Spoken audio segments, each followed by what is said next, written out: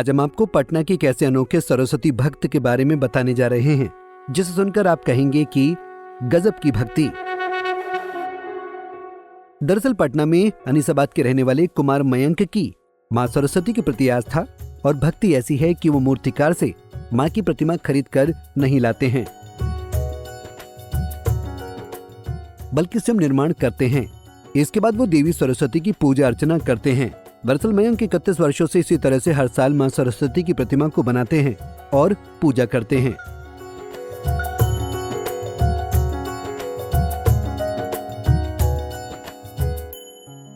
मयंक पेशे से एक इंजीनियर हैं और अपना व्यवसाय चलाते हैं।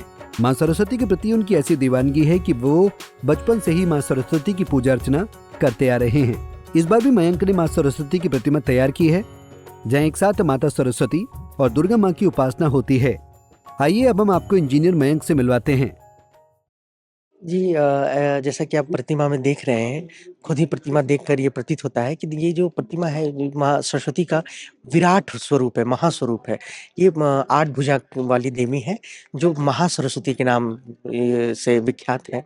और बात रही लक्ष्मी गणेश का कि तो आप हर पूजा में बिना लक्ष्मी गणेश का आवाहन किए हुए पूजा नहीं होता है। तो बस उसमें यही है कि हम लोग छोटे से गोबर से बना के या एक कोई भी मूल एक चिन्ह के तौर पे गणेश और लक्ष्मी की पूजा करते हैं।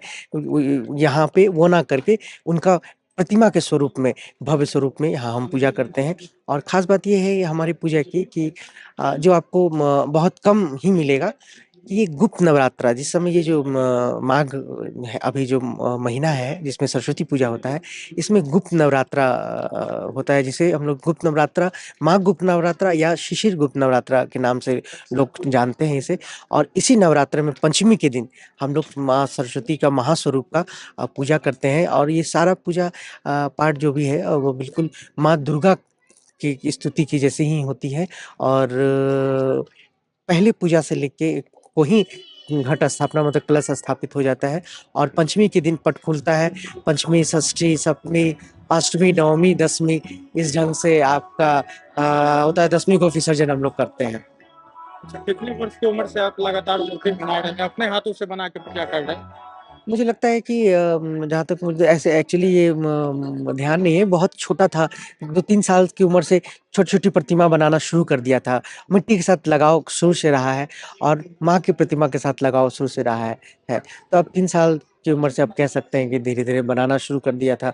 और उसके बाद तो फिर प्रेरणा आपको कहाँ से मिली कि मूर्ति ही बनाया जाए? इसकी तरफ आकर्षण कैसे हुआ? देखिए एक्चुअली मैं कोई आर्टिस्ट बनना नहीं चाहता था या फिर मूर्ति बनाने की मेरी रुचि कभी नहीं रही। हाँ, मुझे माँ का भव्य स्वरूप की प्रतिमा का पूजा करने का ये एक वो अंदर से एक प्रेरणा थी कि मुझे माँ का जो मैं देखा बड़े-बड़े पूजा पंडालों में माँ का जो स्वरूप देखता था, तो वो मुझे बहुत ही ज़्यादा आह्लादित करता था और आकर्षित अपने ओर करता था।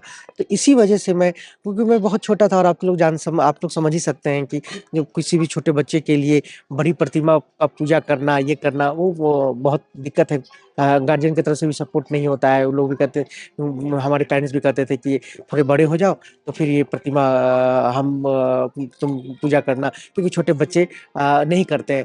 तो मुझे मजबूरी बस मैं खुद से बनाने लगा और बना के प्रतिमा का पूजा करने लगा। बता दें कि मयंक 5 साल की उम्र से ही सरस्वती मां की पूजा कर रहे हैं। वो जब छोटे थे तब छोटी मूर्ति बनाकर पूजा करते थे। 9 दिन तक यहाँ पूजा होती है। कलश स्थापना से लेकर 10वें दिन मां की प्रतिमा को विसर्जित किया जाता है। पंजाब केसरी टीवी के लिए पटना से अभिषेक कुमार सिंह की रिपोर्ट।